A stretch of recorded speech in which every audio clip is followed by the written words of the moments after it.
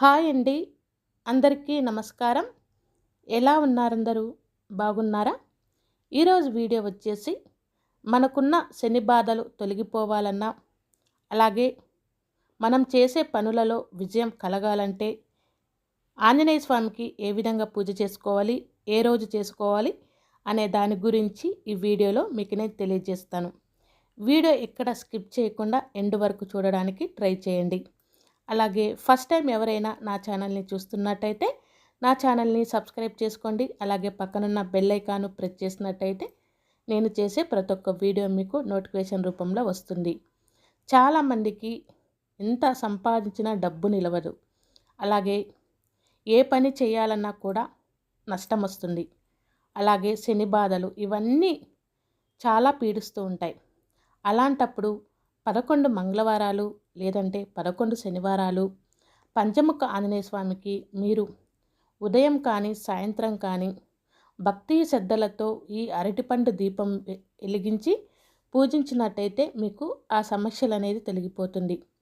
11 మంగళవారాలు లేదంటే 11 శనివారాలు ఈ ఆంజనేయ స్వామికి పూజ చేయాలి అనుకునే వాళ్ళు ఆ రోజు ఉదయాన్నే నిద్రలేచి తలస్నానం చేసి ముందుగానే మనసులో మనం చెప్పుకోవాలి, ఈరోజు ఉపవాసం ఉండి ఆంజనేయ స్వామికి పూజ చేసుకోవాలని మనసులో తలుచుకొని ఆ తర్వాత మనం అన్నీ రెడీ చేసుకోవాలి. ఆ తర్వాత స్వామివారికి అరటిపండు దీపం తయారు చేసుకోవాలి. అరటిపండు దీపం ఎలా చేసుకోవాలి ఏంటనేది లాస్ట్ వీడియోస్లలో ఉందండి, ఎవరైనా చూసి చేసుకోవచ్చు. అలాగే అరటిపండు దీపం ఒక్కటే కాకుండా నిత్య దీపారాధన కూడా చేసుకోవాలి. చిత్రపటానికి వచ్చేసి తమలపాకులతో తయారు చేసిన దండ లేదంటే పువ్వుల మాల ఏదైనా సరే మనము స్వామివారికి అలంకరించుకోవచ్చు. అలాగే తమలపాకులు కూడా మనం పెట్టుకోవాలి. తమలపాకులు అంటే స్వామివారికి చాలా ప్రీతికరం. ఎక్కువగా తమలపాకు తోటల్లో విహరిస్తుంటారు ఆంజనేయ స్వామివారు. ఆ తర్వాత అరటిపండు ద్వీపానికి కూడా శ్రీరామ అని రాసుకోవాలి. ఎందుకంటే శ్రీరామ అంటే చాలు ఆంజనేయ స్వామి పరవశించిపోతాడు. అందుకని చెప్పేసి మనము శ్రీరామ అని రాసుకొని ఆ దీపానికి మనం తయారు చేసుకోవాలి. ఆ తర్వాత నువ్వుల నూనెతో లేదంటే ఆవునేతితో దీపాన్ని వెలిగించుకోవాలి. పువ్వొత్తే ఎందుకు వేసుకోవాలంటే పువ్వొత్తి అయితేనే మనకు అరటిపండు దీపంలో స్ట్రైట్గా అంటే చక్కగా నిలబడుతుంది.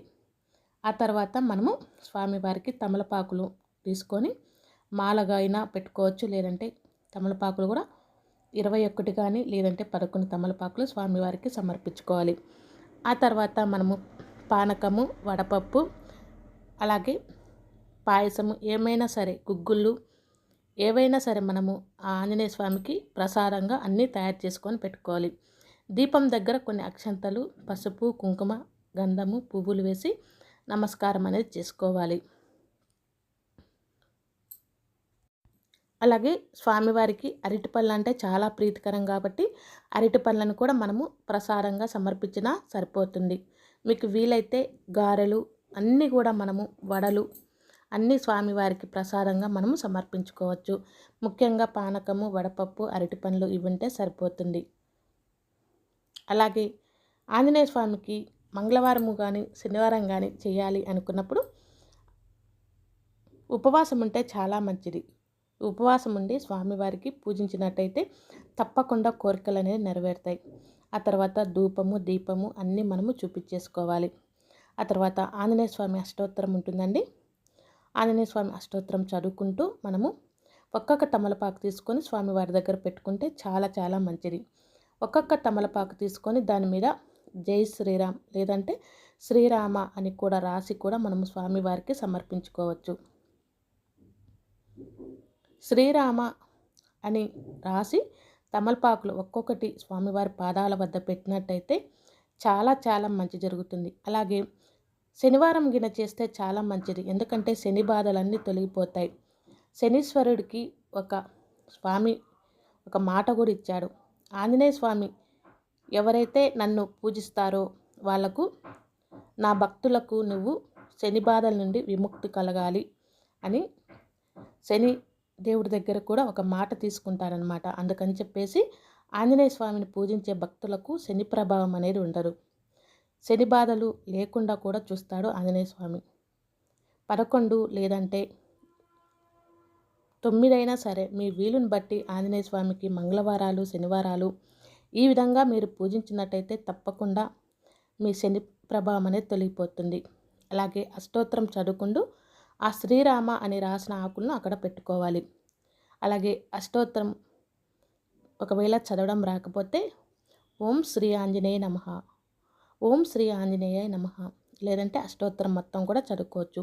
ఓం ఆంజనేయాయ నమః, ఓం మహావీరాయ నమః, ఓం హనుమతే నమః, ఓం మారుతాత్మజాయ నమః, ఓం తత్వజ్ఞానప్రదాయ నమః, ఓం సీతాదేవి ముద్ర ప్రదాయకాయ నమః.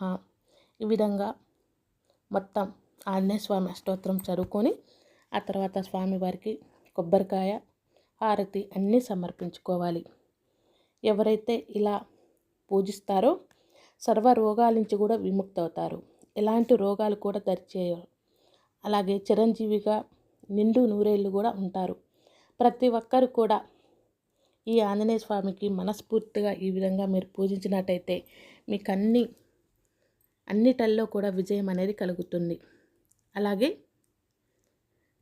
రేపు మనకు ఈ మాఘమాసంలో మంగళవారం వస్తుంది కదా, మంగళవారం రోజు తప్పకుండా మీరందరూ కూడా ఆంజనేయ స్వామికి పూజ అనేది చేసుకోవాలి.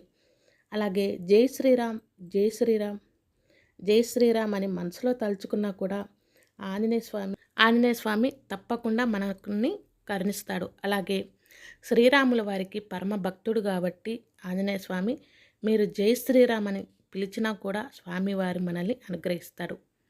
ఏదో ఒక రూపంలో మనకు ఖచ్చితంగా అనుగ్రహిస్తాడండి. అలాగే ఈ వీడియో నచ్చితే లైక్ చేయండి, అలాగే షేర్ చేయండి. ఎలా ఉంది ఏంటనేది కామెంట్ రూపంలో తెలియచేయండి. శని బాధలు ఉంటే మాత్రం ఖచ్చితంగా ఆంజనేయ స్వామికి పూజ అనేది చేసుకుంటే ఖచ్చితంగా ఆ శని బాధలు అనేది తొలగిపోతుంది. 11 లేదా 9, 11 మంగళవారాలు, 11 శనివారాలు ఎంతో నియమనిష్టలతో మీరు గనక ఆ రోజు ఉపవాసం ఉండి అన్నీ చేసినట్టయితే ఖచ్చితంగా మీరు ఆ బాధల నుంచి విముక్తులవుతారు. అలాగే సీతా సమేత శ్రీరామపాద సేవా దురంధరాయ అని కూడా మనము మనస్ఫూర్తిగా ఆంజనేయ స్వామిని తలుచుకోవచ్చు. ఈ వీడియో నచ్చితే లైక్ చేయండి. ఎలా ఉంది ఏంటనేది కామెంట్ రూపంలో తెలియచేయండి. ఫస్ట్ టైం ఎవరైనా నా ఛానల్ని చూస్తున్నట్టయితే సబ్స్క్రైబ్ చేసుకోండి. ఒకవేళ మీకు ఏమైనా తప్పులు అని దోషాలు కానీ అని అనిపించినా కూడా మన్నించగలరు. ఈ తమలపాకుల్ని మీరు తాంబూలంగా సేవించవచ్చు, లేదంటే ఎవరికైనా ఇవ్వచ్చు, లేదంటే ఆవుకైనా తినిపించవచ్చు.